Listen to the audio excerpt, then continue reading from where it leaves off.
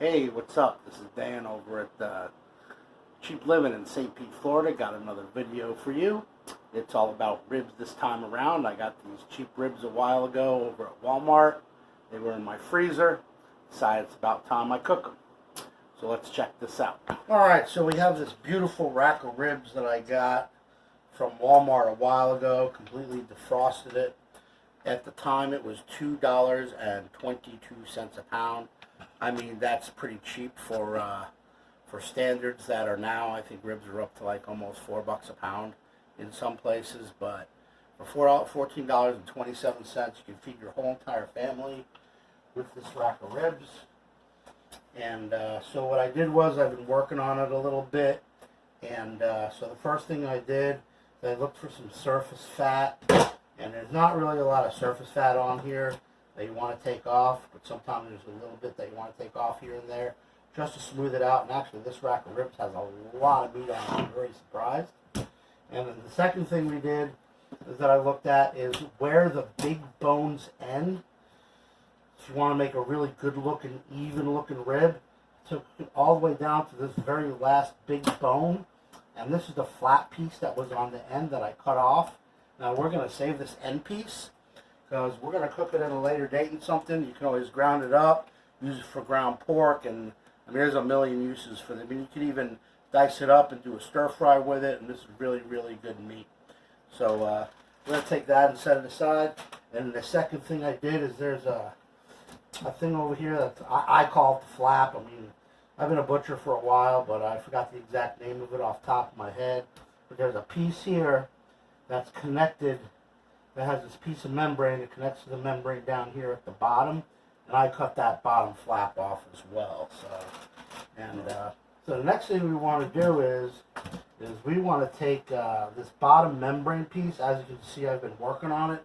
Sometimes it'll give you issues, sometimes it won't. When it gives you issues, it can be a total pain in the ass. But what you want to do is you want to take your knife and you want to stick it underneath this membrane, and you want to try to not poke holes in it. That's the first thing about doing this membrane. And then you want to get over here to the edge, and you want to try to get it off this meat here.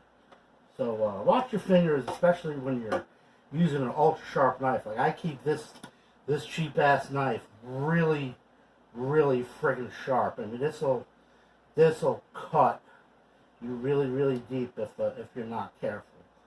So what you want to do is you want to take a paper towel and try to peel this stupid piece of membrane off of your ribs. So take your thumb from your other hand, and as you can see, this piece of membrane is being peeled back. I mean, it'll definitely disintegrate if you're smoking them and or grilling them on the grill long enough or slow and low. I've cooked it without the membrane on and off, and I feel that it comes out a lot better if you get rid of that piece of membrane. And that membrane is going to run all across your bones down here and up here, just about. So, all right, so we got that out of the way, got that membrane off. There's a couple little pieces left on here, but I'm not really going to worry about it. These aren't competition ribs or anything like that. So 95% of that membrane is off there. And these turned out to be really, really nice rack of ribs. I'm really happy with my purchase. Definitely. You got to be careful with ribs because sometimes there's a lot of fat and a lot of useless ribs and pieces on it. Alright, so the next thing I want to do is I want to take a little bit of my oil blend. I want to just put a little bit on there. I want to give it a massage. Now I already rinsed this off with water. My sink, of course, before I do any projects in my sink, I completely sterilize it. I wash it out really, really good. And then I use isotropic alcohol to sterilize my sink. So I make sure my sink is really, really clean. Alright, so you put a little bit of oil on both sides. Not too much, just a couple of drops here and there. You want to rub that into the meat. Alright, so I'm trying out a different... The last time when we did the $4 barbecue chicken for 4 video, we used the Cajun style Kingston And this is one of my go-tos. Just stuff is awesome. It goes on a lot of stuff, especially barbecue. This stuff is great for barbecue. But I'm going to try a little combination here because I picked this up at Walmart, and I love mojo. So I'm going to try me some dry rubbed mojo ribs, and I'm going to add a little bit of that Cajun, rub them both together. So we're going to do kind of like a combination here. And what you want to do is you want to get a nice coating. Now remember, the higher you go over your, whatever you're seasoning, the higher you go, the better your sprinkle and the least amount of seasoning you're going to use. Wow, this stuff smells very, very citrusy. I can smell it as I'm sprinkling it on here. I have a feeling this is going to be super delicious. Alright, so then you want to do that. And then you want to sprinkle some of this. Gotta love the Cajun, man. I mean, this stuff, one of my favorite seasonings. I discovered it a long time ago, and I just love it. I don't know why. I mean, people get burned out on seasoning and stuff. This thing just goes a long way in so many different kinds of food. Alright, so you want to give this a rub. Rub that seasoning in there really, really, really good. I mean, give it a good massage with your fingers. You don't have to go too rough or anything like that. And then we're going to do one more coating. You have to give it a rub because some of it comes off. We're going to do a little more of that. And a little bit more of the Cajun. There you go on that side. Now I got a large Tupperware. The same Tupperware that I used for the Coco Vin chicken. This thing holds about a gallon of water. And anyway, we're going to put our ribs in here. Now, almost too small for the rack of ribs. I mean, almost too small. And then we want to definitely season the bottom of these ribs. And we're going to do the same thing we did to the top. So, throw some of this on here. It smells so good. Oh, yeah. Now, after I season these ribs, all that I want to do now is I want to put a lid on it. And you just want to leave it in your refrigerator for about 24 to 48 hours. Don't even think about it and pretend it's not there. So I'm going to get back to you. I'm actually going to let this sit in my refrigerator for about 36 hours because I got a lot of things to do tomorrow. I'm definitely not going to be cooking them tonight. So I'll be cooking them probably at about like 10 o'clock tomorrow night. So I know they're going to take like probably 4.5, 5 hours to cook. I like my stuff slow and low. But anyway, I will see you guys in about 36 hours. Alright, so it's been about 36 hours. Let's check out these ribs, and I'm going to show you what to do next. Alright, so I have my pan here, and I put a bottom piece of aluminum foil on there, and I've got this rack in there. Actually, this is like a double rack. So, look at these beautiful ribs. I mean, this is probably one of the most perfect rack of ribs that I've seen in a long time. That was in a package. It had a lot of meat on it, and I'm very shocked. Oh, by the way, they are back down to $2.22 a pound at Walmart. I was just there today. So if you're going to grab your rack of ribs, I advise you do it. And there's always a bone end, and then down at the tail end, make sure that piece of meat is nice and fat, so this way you get a nice, even rack of ribs. I've got my oven on 290 degrees. I like to cook my ribs nice and slow and low. Now this is cherry Pepsi. People talk about Dr. Pepper ribs. I like cherry Pepsi ribs. And what you want to do is, now none of that seasoning is really going to come off there. You want to pour this whole entire 2-liter bottle. Remember, I only had 1 cup out of it. Only had 1 glass of cherry Pepsi out of this. And you want to pour the whole entire bottle in here. Whole thing. Let it go. Whole entire 2-liter bottle. Really should be a whole entire 2-liter bottle, but I already had a cup. So, put that in there. And then we're going to add a little bit of water And we're going to fill this up to the bottom of this rack right here.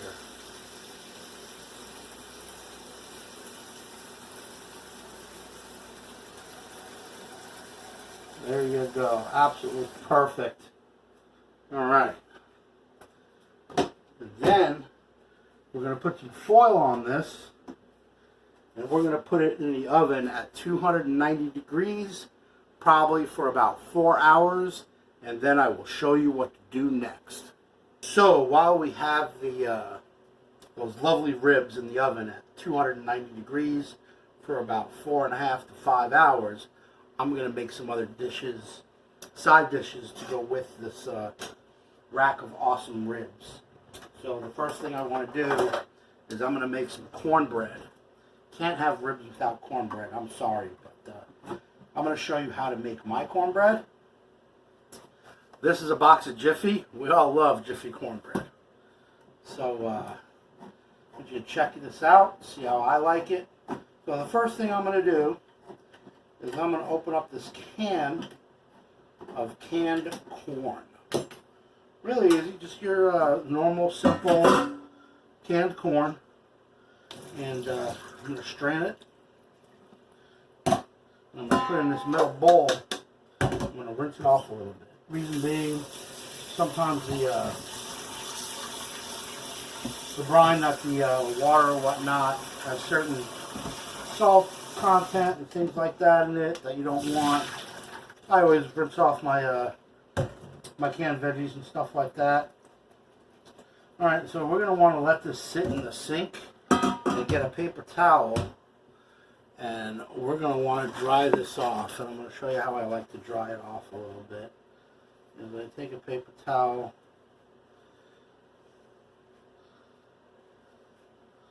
or two, and I'm going to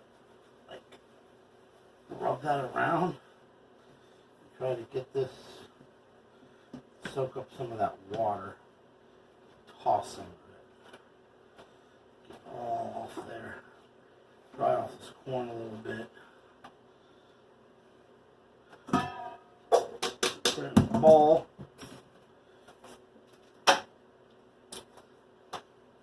add a little bit of oil,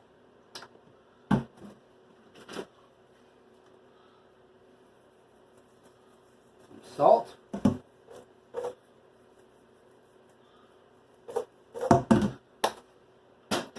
some fresh cracked black pepper.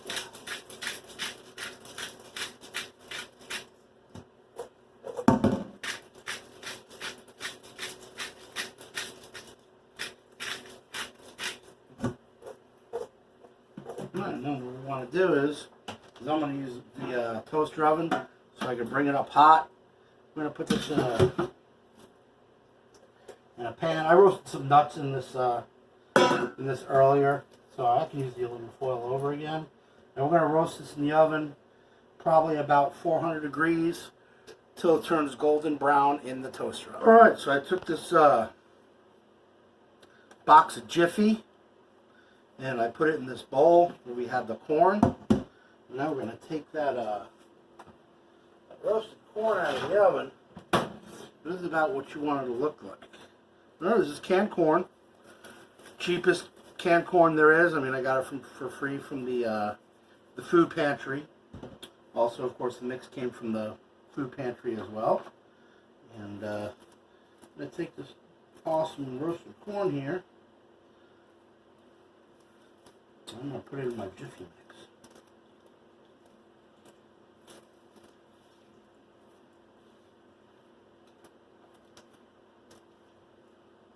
The smell of roasted corn is so good.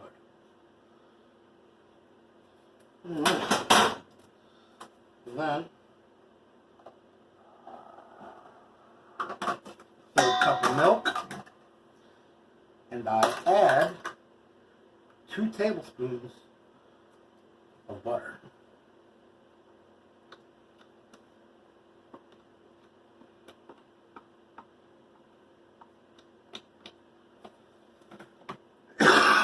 And of course,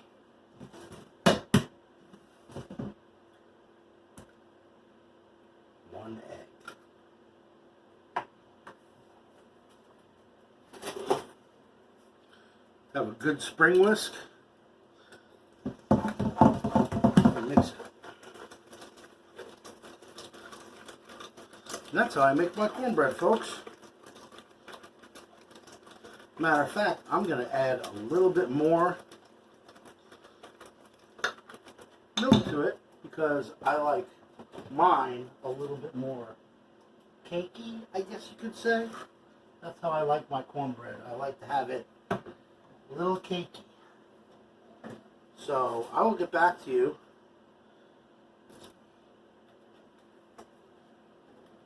as soon as this cornbread is done. And these ribs are going to be super awesome.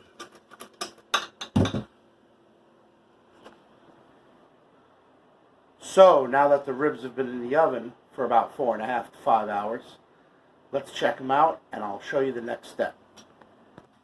So let's take a look at these ribs.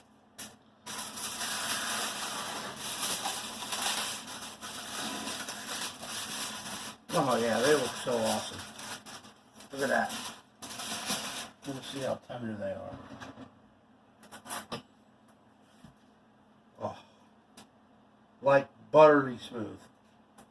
Alright, so the next step we're going to do is we're going to put our oven on broil low. We want to put these back in the oven uncovered. Now you want to keep your eye on them because we're going to brown the top and char the top off a little bit. And that fat on top and those seasonings are all going to caramelize. So let's put this in the oven on low broil. And I will show you what they look like when they come out and show you the next step. So since I'm pretty good with time management, while the ribs are on low broil in the oven and I'm doing the top, I want to show you what I do with my cornbread here. So of course you want to let your cornbread cool a little bit before you decide to cut into it. So you want to put it on a baking rack or something. You just want to flip that pan over, get rid of that piece of wax paper, and then you have some super delicious cornbread underneath. Probably should have used 2 boxes instead of 1, but it's just me, so if I want to, I can make more. And we're going to let this cool off to room temperature. So these ribs are ready to come out of the oven. Keep your oven on low broil and please be careful. You do not want to spill any of this hot liquid on you or burn yourself with the pan or anything. So please make sure you are very, very careful.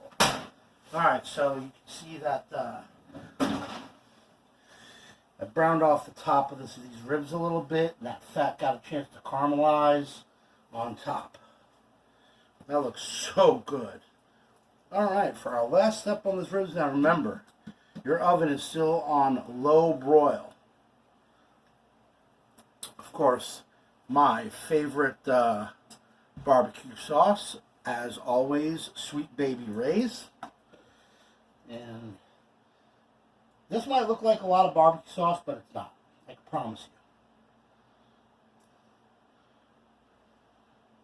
you. I'm just going to do something like that.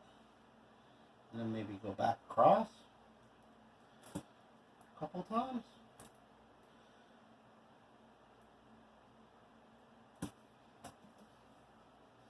And you want to take a spoon. And you want to smooth out this barbecue sauce. Get it all over the meat.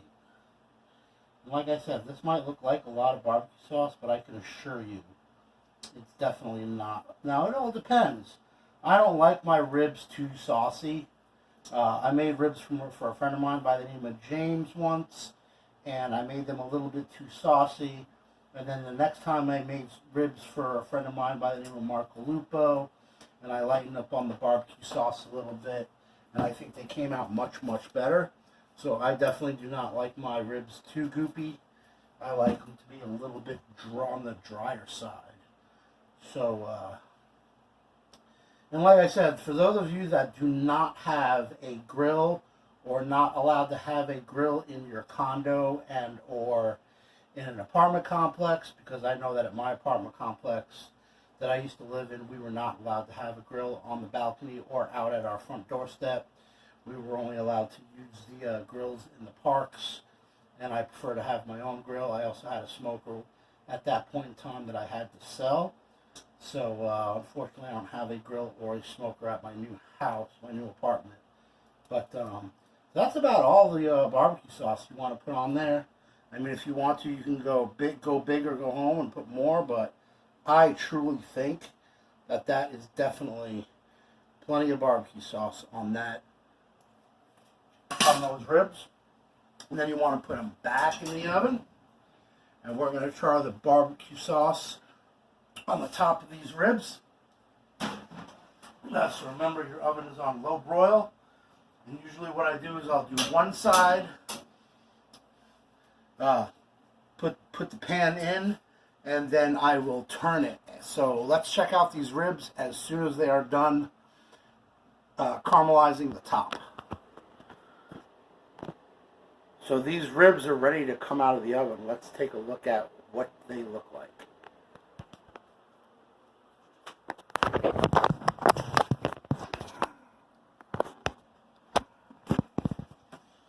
Alright. These ribs are definitely ready to come out of the oven. They look so beautiful.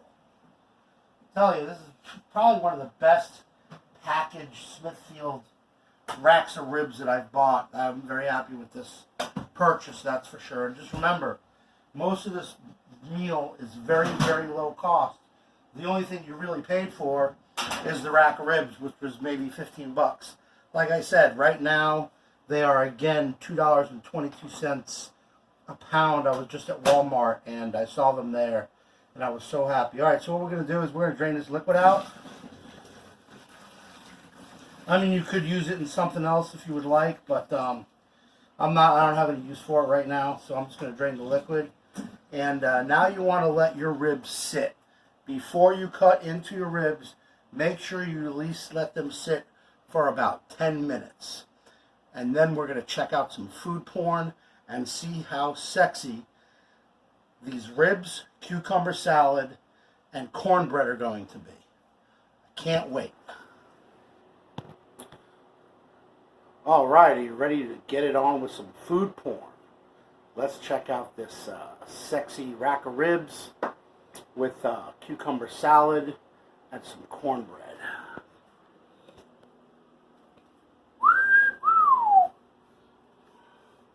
Look at that. And that's that awesome cucumber salad with the rack of ribs and the cornbread. That looks so delicious, doesn't it? I mean,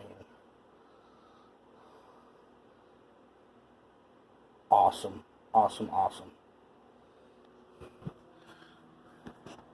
So, I hope you enjoy my content, everything that I bring you.